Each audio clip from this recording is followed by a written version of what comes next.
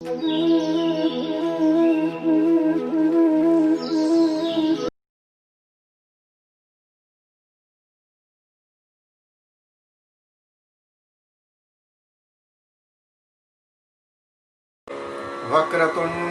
महाकाय सूर्यकोटि समप्रभ निर्विघ्नं कुरु मे देव शुभकार्येषु सर्वदा। मला फक्त एवढं सांगून द्या, माझा आवाज येतोय की नाही?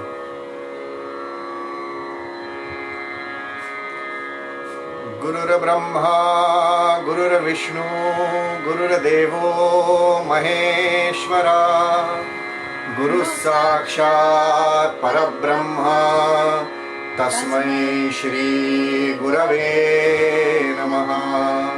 पंढरीनाथ महाराज की जय।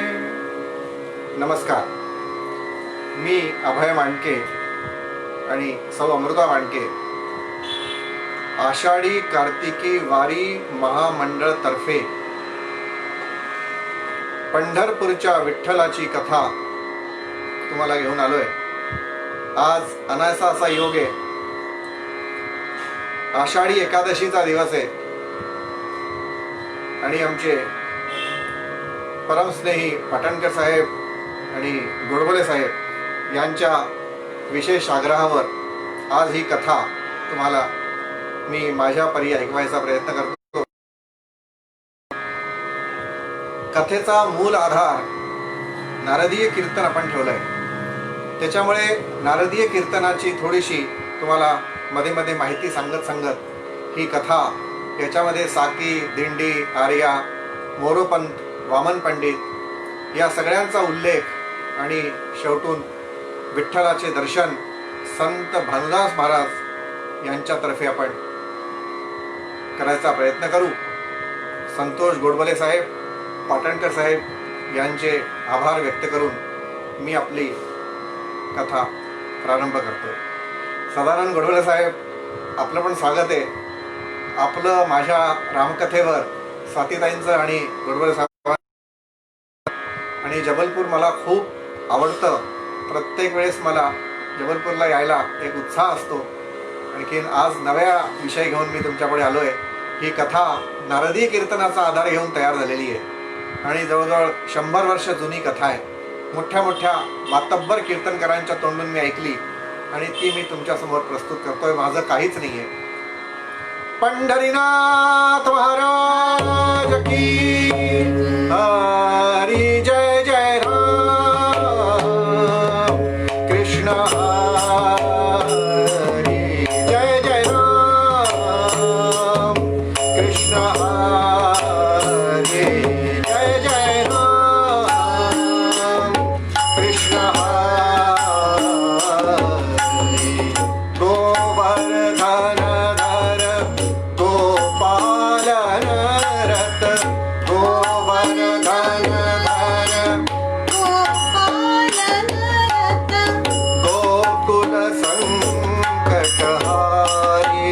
राजा राम जय जय राम कृष्ण हरी राजा राम जय जय राम कृष्ण हरी राजा राम शरणागत दीना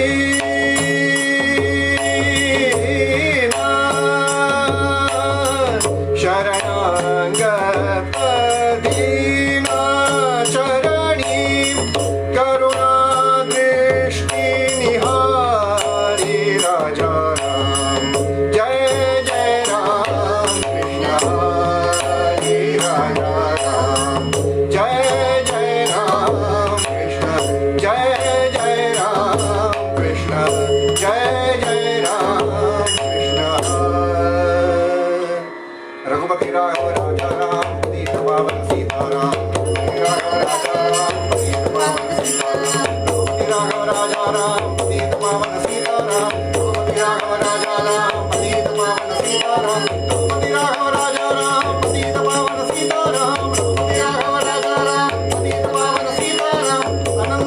की ब्रह्मांड नायक राजाधिराज रामचंद्र महाराज की पुंडलीक वरदा हरी विठ्ठल श्री ज्ञानदेव तुकाराम.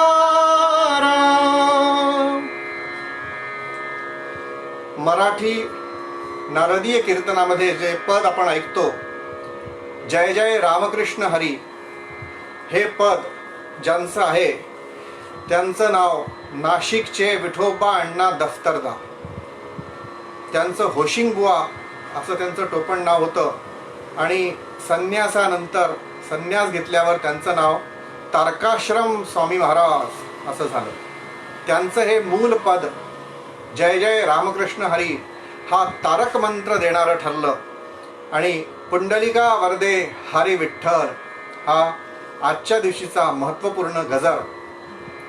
पंढरपूरच्या विठ्ठलाची महिमा आणि त्यासाठी जय जय रामकृष्ण हरी हे पद ज्यांनी लिहिलं त्यांचं नाव होशिंगबुवा. ह्या पदाच्या शेवटच्या चरणामध्ये शरणांगत दीना चरणी नेई, दीन शब्द ही त्यांची ओळख आहे, त्यांचं टोपण नाव आहे.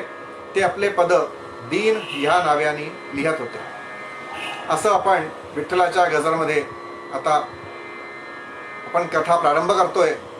नारदीय कीर्तनाचा आधार घेऊन एक फार सुंदर कथा.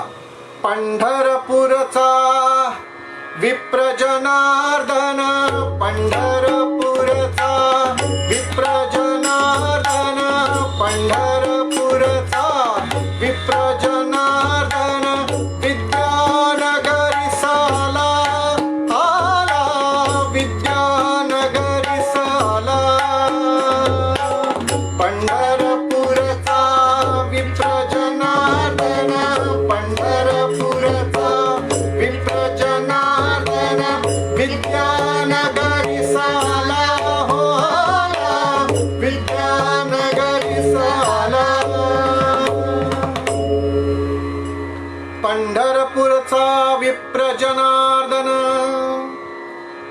पंढरपूरला राहणारा ब्राह्मण, त्याचं नाव जनार्दन ब्राह्मण. विठ्ठलाच्या भक्तीमुळे एकरूप झालेला, आई वडिलांवर नितांत प्रेम करणारा आणि विठ्ठल भक्तीने ओतप्रोत असलेला. विठ्ठल या शब्दाची उत्पत्ती व्हायसाठी देवाने अवतार घेतला. कशासाठी? समाजामध्ये आई वडिलांची महती कळावी म्हणून. जर कोणी तुमच्या या वारी मंडळामध्ये हिंदी क्षेत्रातले असतील तर त्यांच्यासाठी मी हे हिंदीत सांगतोय. माता पिता की भक्ति सिद्ध करने के लिए विठ्ठल नामक तत्व का अवतार हुआ. भगवान महाविष्णु एक बार वैकुंठ से उठकर खड़े हुए. लक्ष्मी जी ने पूछा प्रभु कहाँ चले? तो महाविष्णु ने कहा मैं पंढरपुर जा रहा हूँ, वहां मेरा भक्त पुंडलीक रहता है. पुंडलीक का दरवाजा बजाकर महाविष्णु ने कहा पुंडलीक मैं महाविष्णु तुम्हें दर्शन देने आया हूँ. पुंडलीक अपने माँ पिता के पैर दबा रहा था. पुंडलीक ने ऐसा कहा कि जब तक मैं अपनी माँ बाप की सेवा पूरी नहीं करूँगा मैं आपके सामने नहीं आऊँगा. महाविष्णु ने पूछा मैं तब तक क्या करूँगा? तो पुंडलीक ने ईंट का टुकड़ा फेंककर कहा आप इस पर खड़े रहें. और 28,000 युग बीत गए, वो कमर पर विठ्ठल बनकर खड़ा है. इस बात की गवाही देने के लिए खड़ा है कि घर पर माँ बाप की सेवा की जाए तो भगवान को दरवाजे पर खड़ा रखा जा सकता है. पंढरीनाथ महाराज की. या तत्वाला सिद्ध करायला विठ्ठल म्हणून अवतार झाला आणि ह्या विठ्ठलाच्या भक्तीमध्ये ओतप्रोत असलेला हा पंढरपूरचा विप्र जनार्दन पंढरपूरमध्ये कथा पुराण प्रवचन करत होता. आता असं असतं की जिथे पिकतं तिथे विकत नाही. त्या गावामध्ये त्या शहरामध्ये सहसा त्या व्यक्तीची किंमत तेवढी नसते जेवढी पातळी त्या व्यक्तीची असते. असं आपल्याला आजही पाहायला मिळतं. त्या काळी पण असं होतं. पंढरपूरच्या जनार्दन नावाच्या ब्राह्मणाला अत्यंत दरिद्रतेच्या नशिबी आलं. लोक कथा ऐकून 2 पैसे 3 पैसे 4 पैसे 5 पैसे अशी दक्षिणा द्यायचे आणि या ब्राह्मणाचा प्रपंच काही चालत नव्हता. मग त्याच्या बायकोनी त्याच्या पत्नीनी त्याला सल्ला दिला की तुम्ही आता कुठेतरी बाहेर जाऊन बघा.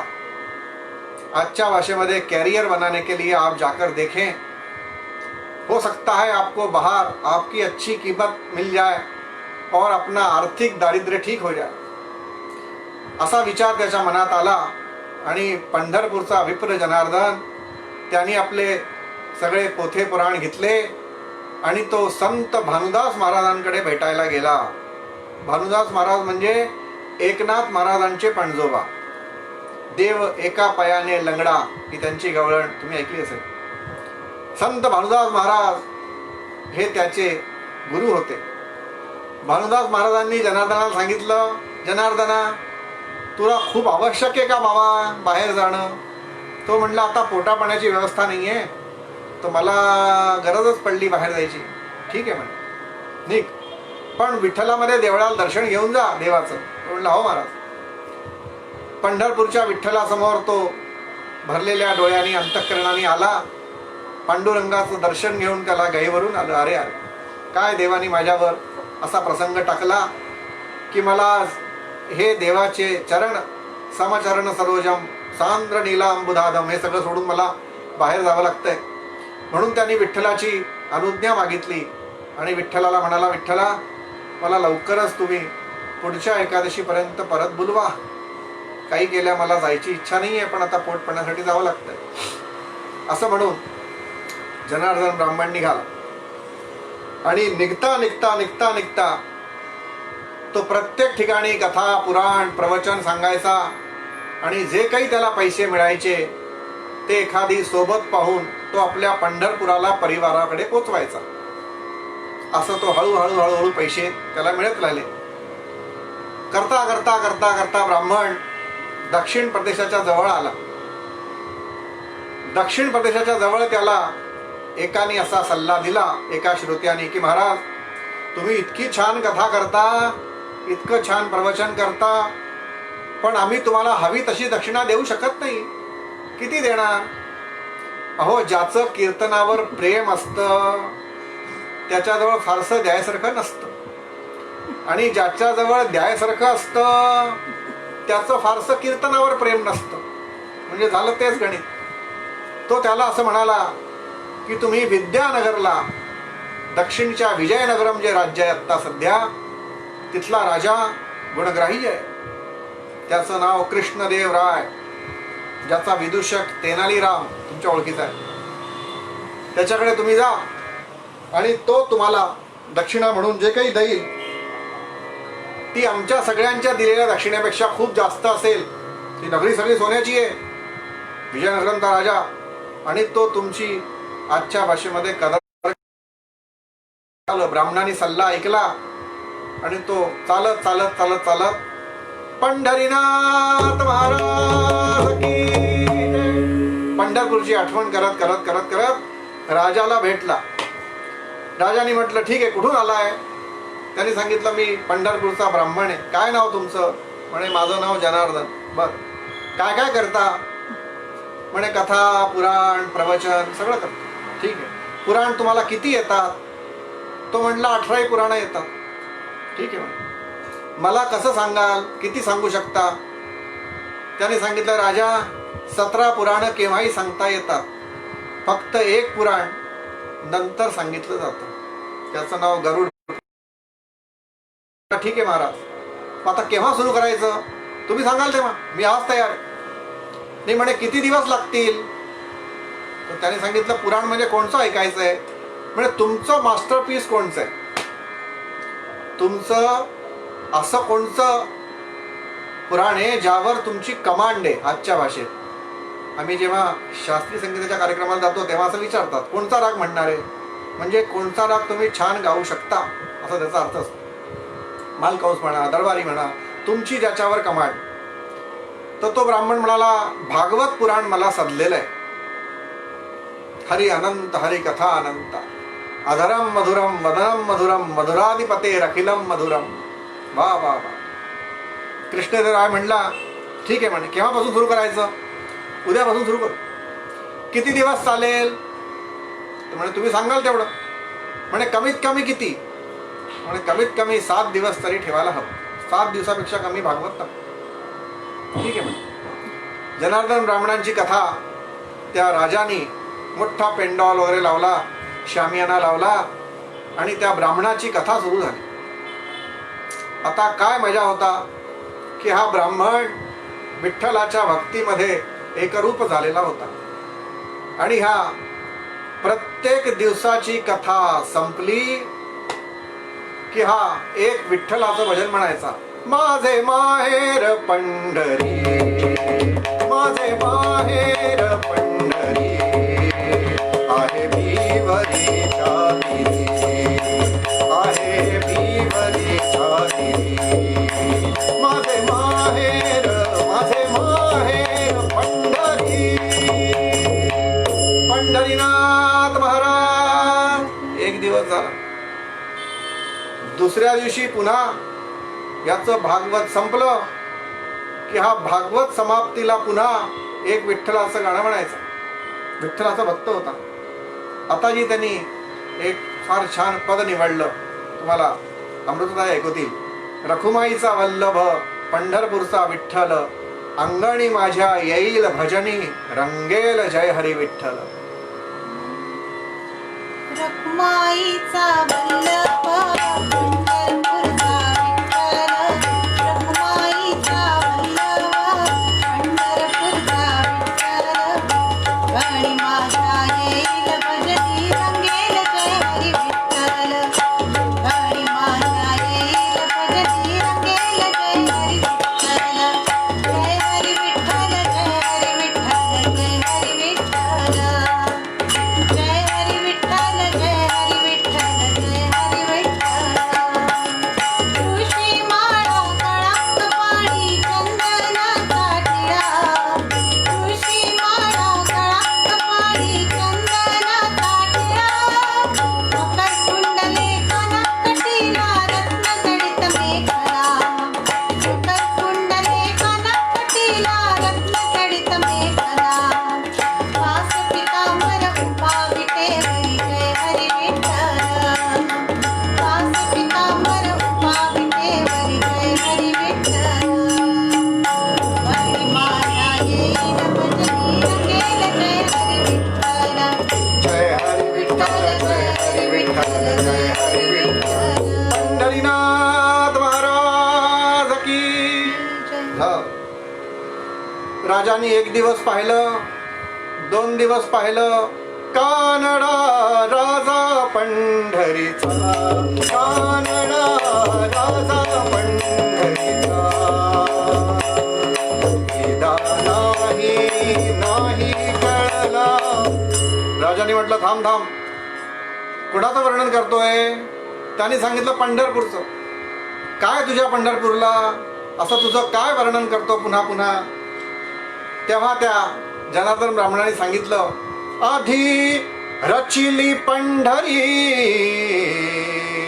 आधी रचिली पंढरी, मग वैकुंठ नगरी, मग वैकुंठ नगरी, आधी रचिली पंढरी, मग वैकुंठ नगरी, नगरी मग वैकुंठ नगरी.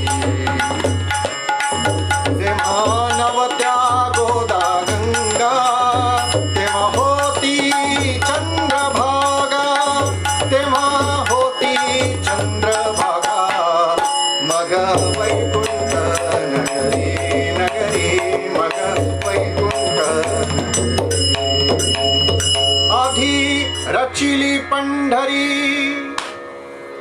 ब्राह्मण वर्णन करायला लागला, राजा काय सांगू पंढरपूरचं तुला वर्णन? आधी रचिली पंढरी, मग वैकुंठ नगरी. हे वैकुंठ वैकुंठ म्हणतात, हे नंतर त्याचं मॉडेल आधी तयार झालं पंढरपूर. जेव्हा नव्हते चराचर, चराचर जेव्हा नव्हते राजा, तेव्हा आमचं पंढरपूर होतं. जेव्हा नवत्या गोदा गंगा, तेव्हा होती चंद्रभागा. चंद्रभागेच्या तीरी, चंद्रभागेच्या तीरी उभी पहा पंढरी, उभी पहा पंढरी. पंढरीनाथ महाराज की. आता म्हटलं राजाला आतून राग आला. त्याने विचार केला, हा सगळं जेवतो माझ्याकडे आणि वर्णन करतोय सगळं पंढरपूरचं. आपल्या गावाचं असंच असतं, आपण जिथले राहणारे असतो त्याचं वर्णन आपण करतो. आमच्याकडे असं आहे, आमच्या ग्वाल्हेरला असं आहे, आमच्याकडे असं आहे. त्या ब्राह्मणाने पण सांगितलं असं पंढरपूरला आहे, असं पंढरपूरला आहे. राजा म्हणाला, ए ब्राह्मणा, जास्त काय सांगतो, बैस माझ्या रथामध्ये, आज तुझं पुराण लवकर संपव. आणि त्यांनी चौथ्या दिवशी राजाने त्याचं पुराण लवकर संपवलं आणि त्याला आपल्या रथात बसवून आपलं नगर दाखवायला नेलं. आता विजयनगरमचा संपन्न राजा, त्याच्याकडे कशी कमतरता. सोन्याची नगरी, अश्वशाला, गोशाला, नर्तनशाळा, गायनशाळा, सगळ्या सोन्याच्या मोठे मोठे खांब लागलेले. आणि राजा त्याला दाखवतोय, ब्राह्मणा बघ माझी नगरी. असं कुठे पाहिलं तू, सांग, असं कुठे पाहिलं का, अजून पहा. राजा त्याला पुढे दाखवायला नेलं. मोठे मोठे महाल बनलेले आणि हिरे माणिक सगळे लागलेले असे चारीकडे. पण नगर दाखवता दाखवता पुन्हा पुन्हा राजा त्याला विचारत होता, असं तू कुठे पाहिलं का, असं तू कुठे पाहिलं का. आपण सुद्धा जेव्हा नवं घर बांधतो तेव्हा आपल्याकडे कोणी येतं आणि त्याला आपण सगळं दाखवतो आणि मनात अशी इच्छा असते की यांनी असं म्हणावं समोरच्यानी की असं मी कुठे पाहिलं नाही, असं कुठे तुमच्यासारखं स्वयंपाकघर कुठे नाहीये. असं जेव्हा व्यक्ती म्हणतो तुमच्यासारख्या टाईल्स कुठे लागलेल्या नाही, आम्ही आजपर्यंत नाही पाहिल्या, मग जरा समाधान वाटतं. त्याला सुद्धा जो घर दाखवतो. आता राजा म्हणला, कसं आहे म्हणे, फार छान. नाही कसं आहे पुन्हा सांग. अरे म्हणे, फार छान, फार छान राजा, फार छान. अजून काय म्हणे, चल पाहायला. आणि राजाने त्याला आपली कुलदेवी दाखवायला नेली. तिचं नाव रासाई देवी. कीर्तनात फार सुंदर वर्णन आहे. कशी होती देवी.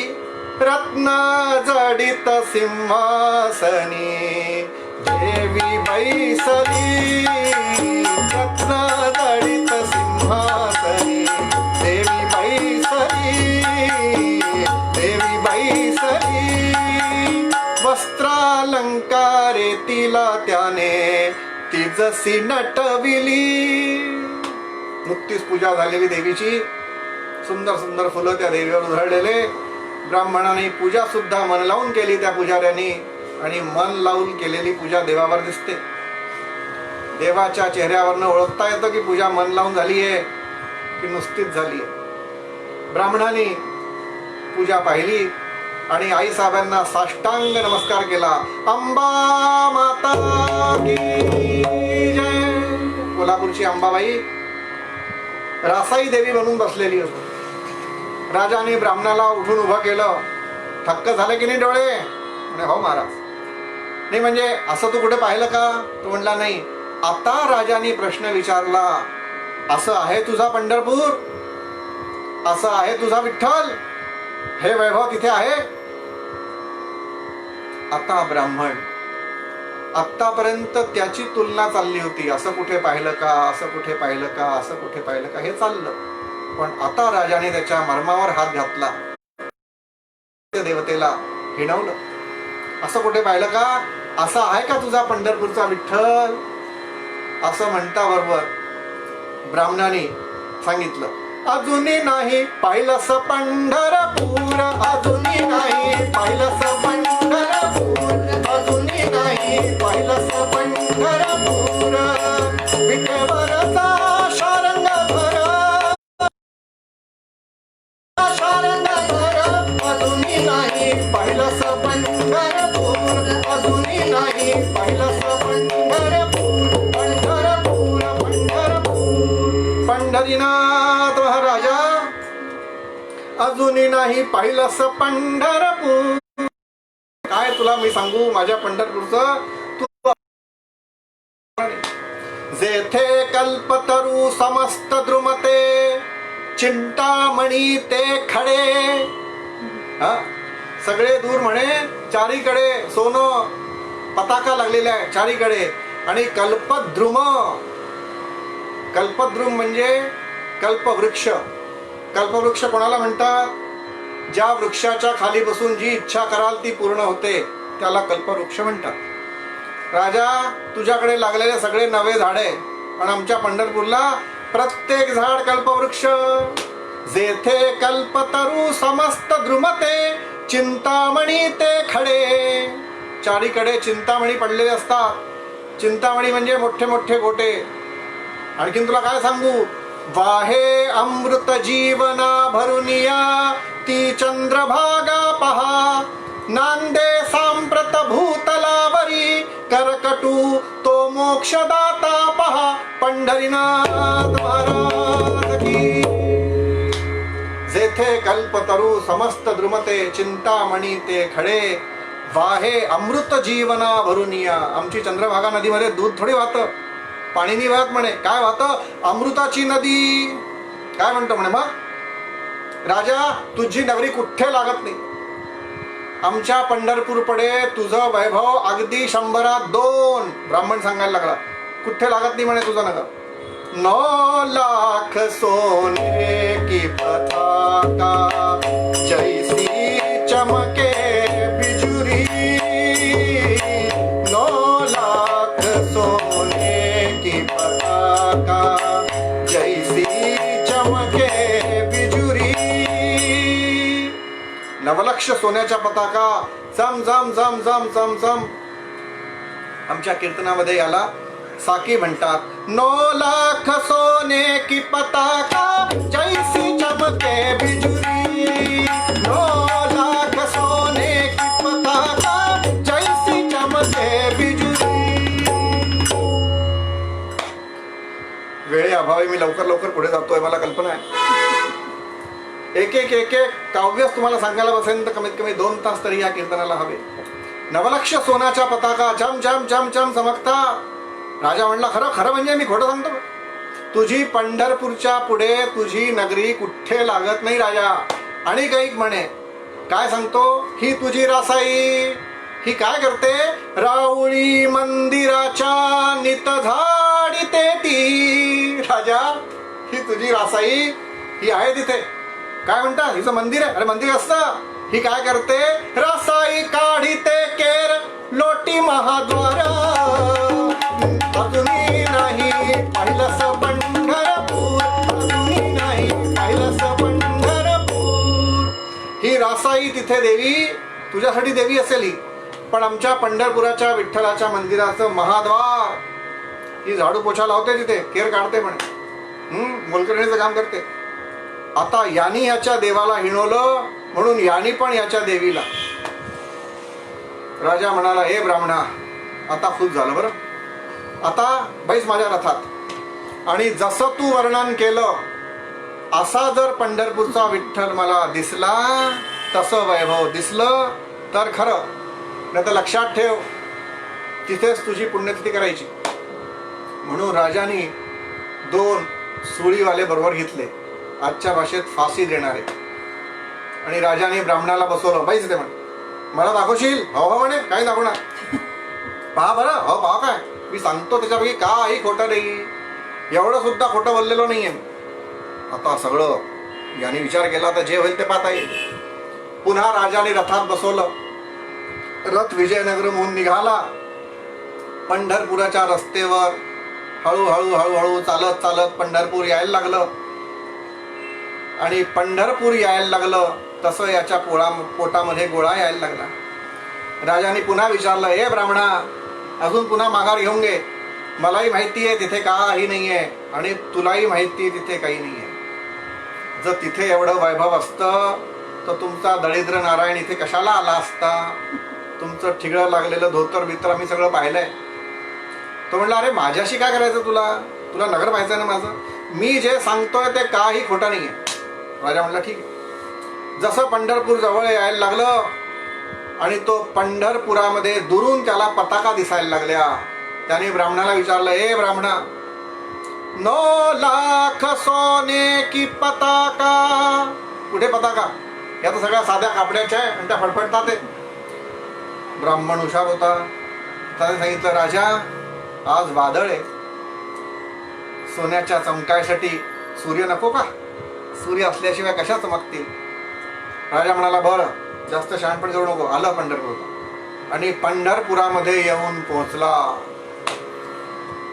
तुम्ही म्हणाल विजयनगरम कुठे आणि पंढरपूर कुठे, पण कीर्तनामध्ये ही सवड असते, कोणाला केव्हाही कुठेही पोचवता येतं. आला पंढरपूरला. आल्यावर पंढरपूरच्या मातीला यांनी मस्तकाला लावली, पंढरीनाथाचा जय जयकार केला. पंढरीनाथ महाराज की. राजा म्हणाले, पुरे झालं, जसं म्हणाल दाखव लोक, मला वेळ कमी आहे. आता ते सामान्य पंढरपूर दिसत होतं, लोक येत होते जात होते. आता जसं ते असतं तसा हा राजा सुद्धा त्याला पुन्हा पुन्हा म्हणत होता, मला माहिती होतं असं काही नाहीये. आता ब्राह्मणाने म्हटलं, अरे पण मला दिसतंय. राजा म्हणला, हे ब्राह्मणा, जास्त शहाणपण करू नको. तिथे काय ठरलं होतं, जे तुला दिसतंय ते मला दाखवल्याशिवाय मला चैन नाहीये. सुळीवाल्यांनो लावा सुळी आणि याला आत्ताच्या चढवा घालेल, आम्ही चढाव. तो म्हणला, महाराज मला असं वाटत नाही दिसत. याचा अर्थ इथला एक नियम आहे. काय नियम आहे? ही जी वाहे अमृत जीवनी भरुनिया, ही जी चंद्रभागा नदी वाहते, या नदीमध्ये तुम्ही आंघोळ केली, डुबक्या लावल्या की तुम्हाला तसं पंढरपूर दिसेल जसं मी तुम्हाला वर्णन केलं. राजा म्हणाला, ठीक आहे, तू म्हणशील तेवढ्या बुटक्या लावायला तयार आहे. किती लावायच्या? त्याने सांगितलं, तुम्ही जेवढे घोटाळे केले तेवढ्या लावा. तो म्हणला, ए ब्राह्मणा, जास्त शहाणपण नको.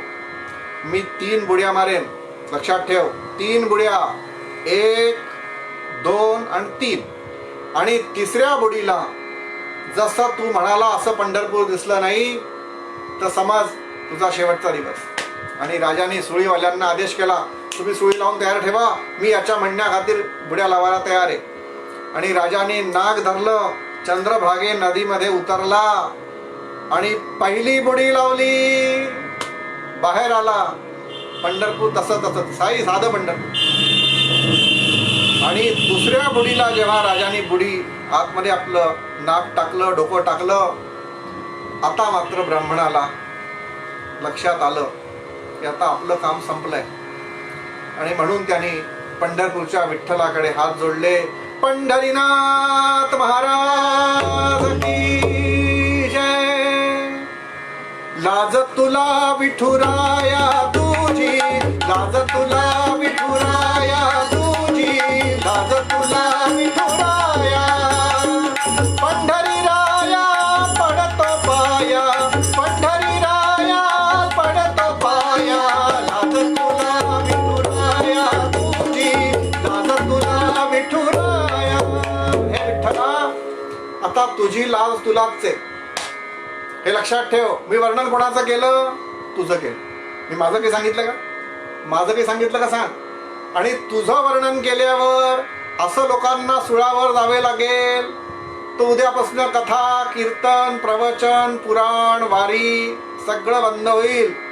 एकादशीला एक सुद्धा भक्त तुझ्याकडे येणार नाही. येतो कोण?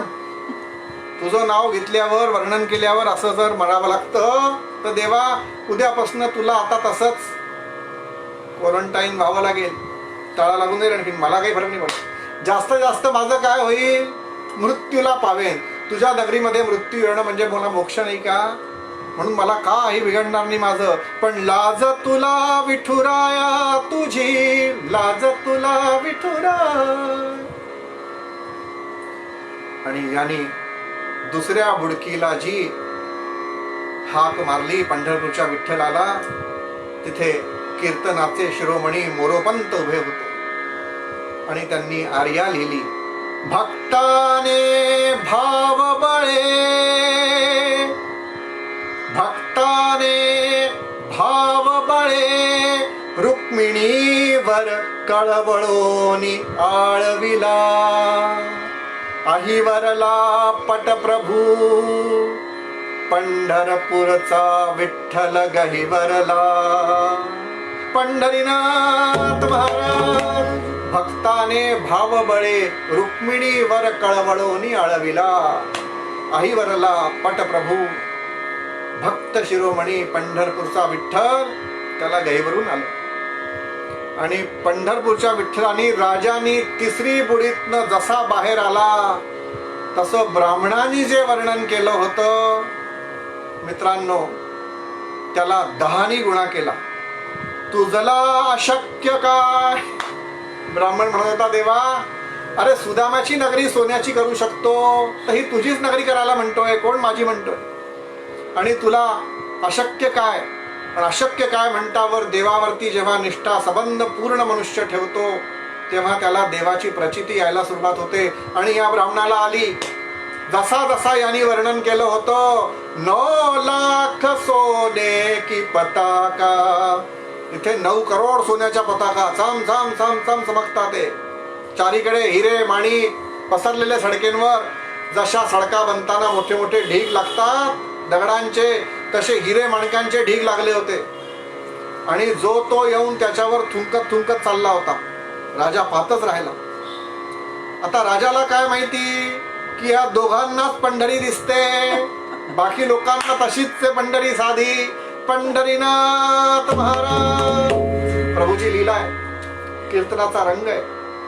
ही पंढरपूरचा महिमा फक्त ह्या दोघांना दिसत होता, बाकीच्यांना पंढरी सामान्य होती.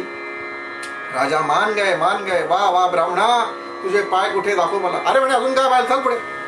अजून तर तू काहीच पाहिलं नाहीये. अजूनही नाही पाहिलंस पंढरपूर, अजून चल पुढे. आणि जसा यांनी देवळामध्ये जाऊन त्या कमरेवर हात ठेवलेल्या विठ्ठलाला राजाला दाखवलं. राजाने डोळे बंद करून हात जोडले आणि जे डोळे उघडले, राजा वेडा झाला. वेडा झाला मित्रांनो. समचरण सरोजम सांद्र नीलांबुदागम जगन निहित पाणीम मंडनम मंडनानाम तरुण तुलसीमाला कंजनम कंजनेत्रम सदय धवल हासम विठ्ठलम चिंतयामी. पंढरीनाथ महाराज की. राजा वेडा झाला. आणि राजाने पंढरपूरच्या विठ्ठलाला काय पाहिलं? सुंदर ते ध्यान उभे विटेवरी. सुंदर ते ध्यान उभे विटेवारी. सुंदर ते ध्यान उभे विटेवारी. करकटारी ठेवूनिया. सुंदर ते ध्यान उभे विटेवारी. सुंदर ते ध्यान. तुलसीहार गळा कसे पितांबर. तुळशीहार गळा कसे पितांबर. आवडे निरंतर, आवडे निरंतर तेची रूप. सुंदर ते ध्यान उभे विटेवारी. सुंदर ते ध्यान. पंढरीनाथ महाराज की. राजा वेडा झाला दर्शन करून. आणि राजाला भाव समाधी लागली. राजाने डोळे बंद करून उभाच होता. तेवढ्यात हल्ला ऐकू आला. बाजू हटो बाजू हटो बाजू हटो. राऊळी मंदिराच्या नित झाडीते ती. राजाची कुलदेवी हातामध्ये केरसुणी घेऊन पंढरपूरच्या महाद्वारामध्ये जिथे राजा उभा होता तिथे झाडत झाडत आली. राजाने म्हटलं, आई साहेब तुम्ही इथे कशा? हे बोलू नको म्हणे, मालकाचं लक्ष आहे. जसा तू आपल्या नगराचा राजा तसा हा आमचा राजा. ती देवी सांगायला लागली, राजा हा जगनिहंता जगजेठी म्हणता, हा संबंध विश्वाचा राजा. जसा तू आपल्या नगराचा राजा तसा हा आमचा राजा. असं म्हणता बरोबर हल्ला करू नको म्हणे, मालकाचं लक्ष आहे, बाजू सरा. आणि त्याने आता राजाच्या लक्षात असं आलं की आपण जिचं मंदिर तिथे बांधून तिची पूजा करतो, रत्नजडित सिंहासनावर बसवतो, आता पंढरपूरचा विठ्ठलच आपण तिथे न्यायचा. आता आपल्याला हिची असलियत कळली. ही आपली देवी इथे झाडू पोछा करायचं काम करते. आता हिचं मंदिर तिथे कशाला बांधायचं, आता हटवायचं म्हणे. इथे कोण बसेल, विठ्ठल बसेल. आणि म्हणून राजा तिथेच खाली बसला आणि त्यांनी आमरण उपोषण सुरू केलं. मरण येस्तवर आता उठायचंच नाही इथून. आणि पंढरपूरच्या विठ्ठलाला आपल्या बरोबर विजयनगरमला न्यायचं. आता असा कोणी म्हणावं आणि कोणी कुठेही जावं असं म्हणायला काही ते कीर्तनकार थोडी आहे, कुठेही चालले. आता पंढरपूरचा विठ्ठल तो काय विजयनगरम जाईल का? राजा हट्टाला पेटला. 1 दिवस झाला, 2 दिवस झाले, 3 दिवस झाले, राजानी अन्न सोडलं, 4 दिवसांनी जल सोडलं, आणि आता राजानी 8 दिवस झाले पाण्याचा एक थेंब सुद्धा घेतला नाही. आणि राजा जिद्दीला पेटला, मला इथून तुम्हाला तिथे न्यायचंय. त्याला राजहट्ट म्हणतात.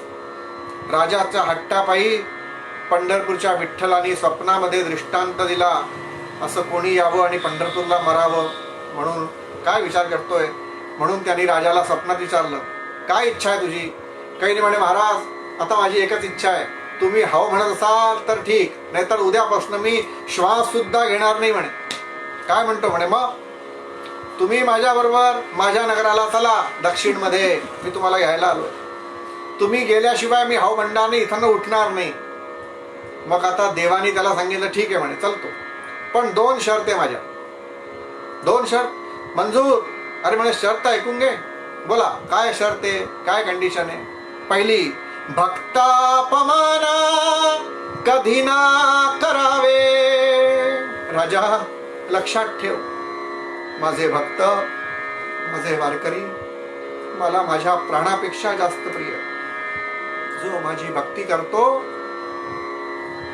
विठ्ठल सांगायला लागला, तो माझा बहिर्प्राण असतो, माझा भक्त. आणि माझ्या भक्ताचा छळ झाला नाही पाहिजे. माझ्या भक्ताचा अपमान एवढा सुद्धा झालेला मला सहन होणार नाही. राजा, माझी पूजा झाली नाही झाली चालेल, नैवेद्य दाखवला नाही दाखवला चालेल, माझ्यासाठी काहीही चालेल, पण ज्या दिवशी माझ्या भक्ताचा अपमान होईल त्या दिवशी मी तुझ्या नगरातनं परत इथे चालला येईल. भक्तापमान कधी न करावे, प्रबल प्रेम के पाले पड़कर प्रभु को नियम बदलते देखा. अपना मान टले तो टले, भक्त का मान न टलते देखा. पंढरीनाथ महाराज. ठीक आहे महाराज, मंजूर. दुसरी शर्त सांगा. शर्त, राजा मी खांद्यावर बसून चालेन, मला खाली ठेवलं की तिथेच मंदिर बनेल. मला खांद्यावर बसून घेऊन चालायचं विजयनगरम पर्यंत. याला म्हणतात लग्न हुंड्यात मोडणं. अशी काही मागणी करायची की मुलीवाले पूर्णच नाही करू शकत. याला आमच्या मराठीत म्हणतात लग्न हुंड्यात मोडणं. राजा एक कमी हुशार नव्हता. राजाने तिथल्या तिथे सगळे ब्राह्मण खरेदी केले आणि सगळ्या ब्राह्मणांना 5-5 मैलाच्या अंतरावर उभं केलं आणि पंढरपूरच्या विठ्ठलाचा सगळा त्यांनी भाव आपल्या हातात ओतला आणि पंढरपूरचं चैतन्य घेऊन त्यांनी एक एक ब्राह्मणाच्या खांद्यावर ठेवत ठेवत विजयनगरम पर्यंत, दक्षिण पर्यंत या पंढरपूरच्या विठ्ठलाला आणलं. आपल्या देवीच्या मंदिरामध्ये या देवताची स्थापन केली, ज्याचं नाव आज तिरुपती बालाजी म्हणून पाहता. पंढरीनाथ महाराज की. तिरुपती बालाजी संपन्न असलेला देव, 56 भोग, लाखो रुपयाचे चढोती, सोन्या मोत्यानी नटलेलं वैभव तिरुपती बालाजीचं. हे पंढरपूरचं रूप तुम्हाला पाहायला मिळतं. दक्षिणमध्ये सोन्यामध्ये उभा आहे देव, पंढरपूरचा विठ्ठल. इथे झालं, वर्ष पूर्ण झालं, सगळे संत गोळा झाले आणि संतांनी सगळ्यांनी दर्शनाला, नामदेव आला, तुकाराम आले, संत भानुदास आले आणि भानुदासांनी लक्षात घेतलं की देवाला इथून कोणीतरी हलवलंय. सगळ्यांनी मिटिंग केली, देवा तुम्ही नुसते इथे उभा आहे, तुमच्यातला भाव नाहीये, चैतन्य नाहीये. विचारलं कोण आला होता, कोणी सांगितलं ब्राह्मण आला होता. ठीक आहे, कोण ब्राह्मण? जनार्दन. भानुदास महाराजांनी ओळखलं, हा माझा शिष्य आहे. ठीक आहे म्हणे, कुठे नेलं? म्हणे पंढरपूरच्या विठ्ठलाला नेलं. आणि पंढरपूरच्या विठ्ठलाला कुठे नेलं? तर म्हणे विजयनगरमला हा घेऊन गेला. ठीक आहे म्हणे. मग सगळ्या संतांनी मिळून एकनाथ महाराजांचे पणजोबा म्हणजे भानुदास महाराज त्यांना विनंती केली की तुम्ही आता आणा पंढरपूरच्या विठ्ठलाला इथे. तेही म्हणाले ठीक आहे मी जातो, पण लक्षात ठेवा म्हणे जर माझ्याबरोबर विठ्ठलाला आला नाही, पंढरीनाथ आला नाही, तर मी सुद्धा परत पंढरपूरला येणार नाही. एखाद्या कुव्यामध्ये बावडीमध्ये मी तिथे आपले प्राण देईन असं म्हणून एकनाथ महाराजांचे पणजोबा भानुदास महाराज निघाले. चालत चालत चालत चालत काही दिवसांमध्ये 6 महिन्यामध्ये पुन्हा ते दक्षिणमध्ये आले. तिरुमल्ला पहाडीवर चढले आणि बालाजी मंदिरामध्ये दशे गेल्याबरोबर त्यांनी हाक मारली, पंढरीनाथ महाराज की. वा वा वा वा भानुदास, अरे किती दिवसांनी आला. म्हणून बालाजीने त्याला गळे भेट दिली. बैस म्हणे इथे बैस. कसे माझे बाकी संत, तुकाराम कसा आहे, नामदेव कसा आहे, सोपानबाई मुक्ताबाई कशी माझी. काय म्हणे देवा तुम्ही इथे स्वप्नामध्ये पैशामध्ये रंगला, 56 भोग खाता खाता तुम्हाला आमच्या संतांची काही आठवण आली नाही. आम्ही गरिबांचा देव गरीब आणि तुम्ही इथे पैशामध्ये नटला, आमची काही आठवण नाही येत तुम्हाला. अरे म्हणे खूप आठवण येते तुझी, पण मी तरी करू काय म्हणजे काय. महाराज मी तुम्हाला घ्यायला आलोय. ठीक आहे म्हणे चालतो मी. चलाल म्हणे. हो मग चालतो. केव्हा चालू. उद्या सकाळी ये. ठीक आहे. किती वाजता येऊ. 11 वाजता ये. ते म्हणाले 11 वाजता मला घ्यायला ये, मी चालेन. देवा कसे चलाल. अरे तू काय मला नेशील भानुदासा, मीच तुला आपल्या खांद्यावर घेऊन जाईन, तू फक्त चमत्कार पाहत चल माझा. असं म्हणून देव म्हणले ठीक आहे. आता म्हणे रात्र पुष्कळ झाली, तू आता जवळच्या धर्मशाळेमध्ये थांब आणि सकाळी अगदी 10:30 पावणे 11च्या आतमध्ये मला घ्यायला ये. असं म्हणून देवांनी त्याला भेट म्हणून आपल्या गळ्यातला 9,00,000 सोन्याचा हार काढून भानुदास महाराजांना घातला. देवा हे कशाला. ठेव म्हणे कामास पडेल, माझ्याकडनं भेट तुला. काय म्हणता. हो म्हणे ठेव. भानुदास महाराजांनी तो हार घेतला आणि धर्मशाळेत थांबले. सकाळी जसा राजा पूजेला आला मंदिरामध्ये, आज सुद्धा तिथे एक एक दागिन्याची नोंद होते. रोज दागिने सगळे व्यवस्थित आहे की नाही, कानातले आहे की नाही, गळ्यातलं आहे की नाही, डोक्यावरच्या मुकुटांमधले हिरे विरे आहे की नाही, सगळं पाहत पाहत पाहत पाहत त्याच्या लक्षात आलं 9,00,000 सोन्याचा हार गायब. कोणी आला होता, कोण चोरला होता. म्हणून पाहिला CCTV कॅमेरा उघडले गेले आणि त्याच्यामध्ये हे भानुदास महाराज अडकले. भानुदास महाराजांच्या गळ्यामधला तो हार पाहिला. आता त्यांना धुंड सुसरू झाली आणि जसा सकाळी भानुदास महाराज संध्या करताना आंघोळ करताना तो हार नदीशी ठेवून आणि ते संध्या करत बसले. नदीच्या काठावर हार पाहिल्याबरोबर लगेच पोलिसवाल्यांनी हार आपल्या ताब्यात घेतला. चोर म्हणून भानुदास महाराजांना पकडलं आणि राजासमोर उभं केलं. राजा विचारलं हा चोर. का रे म्हणे तू चोरलं. तो म्हणला नाही महाराज, मला यांनीच दिला. असा का म्हणे हार देतो का. आम्ही 6 महिने झाले पूजा करता करता आम्हाला साधी अंगठी सुद्धा दिली नाही. काहीच्या काही गोष्टी करतो म्हणे. तुला दिला म्हणे. हो मला देवाने दिला. म्हणे खोटं बोलतोय.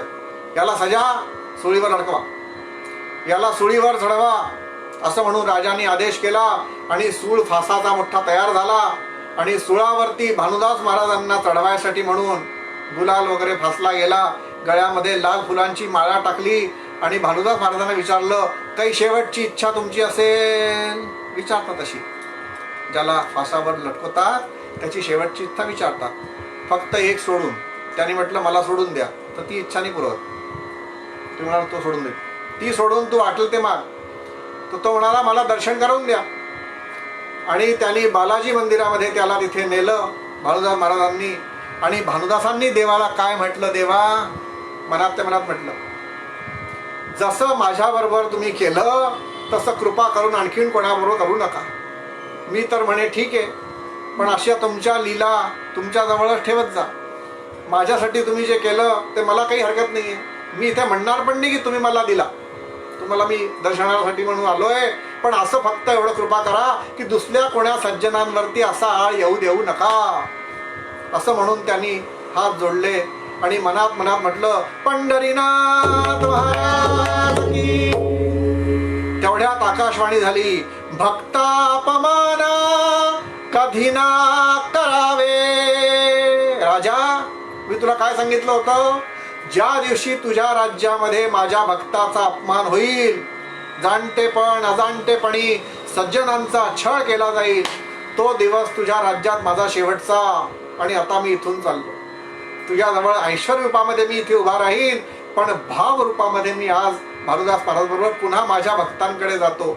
ऐश्वर्याचं आपलं महत्व आहे आणि भावाचं आपलं महत्व आहे असं म्हणून भानुदास महाराजांना आपल्या खांद्यावर देवाने घेतलं आणि स्वतः पांडुरंग पांडुरंग हरी जय जय पांडुरंग हरी जय जय पांडुरंग हरी जय जय पांडुरंग. भानुदास महाराज म्हणाले पंढरीनाथ महाराज की जय. दुरून जय जयकार ऐकू आला तसे सगळे संत उठून उभा राहिले. ज्ञानदेव, तुकाराम, सोपानदेव, मुक्ताबाईंनी औक्षणाला निरांजन तयार केलं. देव परत आला. पंढरपूरचा विठ्ठल आपल्या भक्तांसाठी असा गायवरून येतं त्याला आणि तो पुन्हा आपल्या ठिकाणी परत होतो. कार्यक्रमाच्या माध्यमाने मी तुम्हाला नारदीय कीर्तनाच्या मार्फत ही कथा सांगायचा प्रयत्न केला. पुनश्च आमचे विश्वास पाटणकर, संतोष गोडबोले साहेब आणि आपली आषाढी कार्तिकी वारी महामंडळाकडून मी अत्यंत आभारी आहे की त्यांनी माझ्या या कथेला अत्यंत प्रेमाने तुम्ही ऐकलं. पाटणकर साहेबांचं माझ्यावर खूप प्रेम आहे. प्रत्येक वेळेस ते मला काही ना काही बहाण्याने बोलवत असतात. असा तुमचा मला लाभ राहावा. तुमच्या रोहिणीताई बहिरे वगैरे सगळ्या जबलपूरच्या माझ्या बहिणीसारख्या आहे. आता विठ्ठलाची मी आरती करतो आणि 2 मिनिटात आजचा कार्यक्रम संपेल. पंढरीनाथ महाराज की जय. हे चिदान देगा देवा तुझा विसरण भावा गुणगुण हेची मती नरगे इंद्र संपदा संत देवा तुका म्हणे गर्भावासी सुखे लावे अमरसी. योगे 28 फेब्रुवारी उभा मामा हिरण्मयी दिसली भेटोबा. मल्लिकाचे बेटी प्रथम आले ग शनिवारी भीमा उदारी जगा. जय देव जय देव जय देव जय पांडुरंगा मोहन पांडुरंगा. माई वल्लभा राईच्या वल्लभा पावे जगा. जय देव जय देव. ही माळा गळात ठेवली कठी कासे पितांबर कस्तुरी ललाटी. देव सुरवंदित येती बेटी गरुड हनुमंत पुढे उभे राहते. जय देव जय पांडुरंगा मोहन पांडुरंगा. माई वल्लभा राईच्या वल्लभा पावे जगा. जय देव जय देव. वेणुनाद क्षेत्र पाळा सुवर्णाची कमळे वनमाळा गळा. आई रुक्माई राणी या सकळा ओवाळीती राजा विठोबा सोळा. जय देव जय देव जय देव जय पांडुरंगा मोहन पांडुरंगा. रुक्माई वल्लभा राईच्या वल्लभा पावे जगा. जय देव जय देव.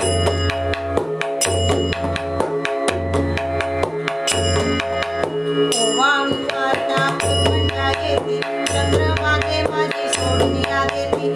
या पताका भेटवला सती पंढरीनाथला भीमा भरणावा किती. जय देव जय देव जय देव जय पांडुरंगा मोहन पांडुरंगा. रुक्माई वल्लभा राईच्या वल्लभा पावे जगा. जय देव जय देव. आषाढी कार्तिकी भक्तजन येती चंद्रभागेमध्ये सानिध्य करती. दर्शन घेळा माते दया होय मुक्ती. देशवासी नामदेव भावे ओवाळती. जय देव जय देव जय देव जय देव जय पांडुरंगा मोहन पांडुरंगा. रुक्माई वल्लभा राईच्या वल्लभा पावे जगा. जय देव जय देव.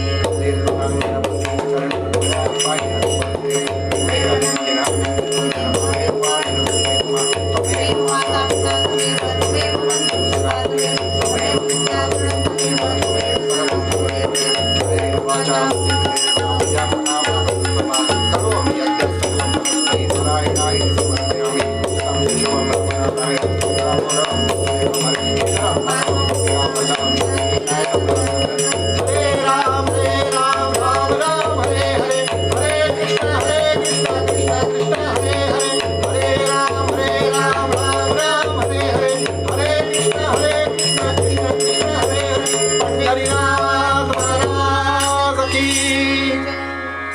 पुनश्च एकदा आपल्या सगळ्यांचे आभार.